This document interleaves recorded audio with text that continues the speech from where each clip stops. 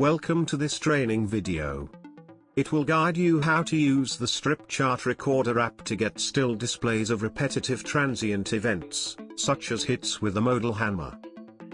Let us assume that the amplifier and channel configuration as well as the scaling settings have already been made. Right-click the canvas and select Chart to launch a Strip Chart Recorder. If you wish, you can move and resize the window. Click the gear button to open the setup panel.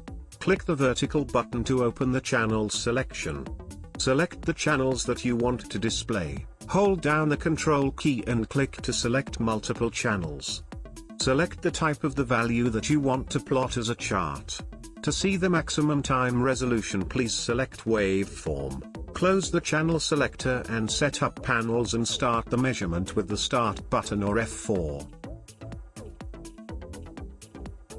Now we see a strip chart of the incoming signals. By default, the y-axis will be scaled automatically to avoid clipping. Use the mouse wheel to zoom in and out on the time axis. Hold down the control key and scroll the mouse wheel to zoom the y-axis. Now let's stop the capture and zoom in on some dedicated events. The default mouse cursor tool is the time axis zoom tool.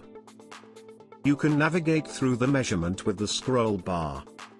If you select the hand tool, you can simply drag the graph area.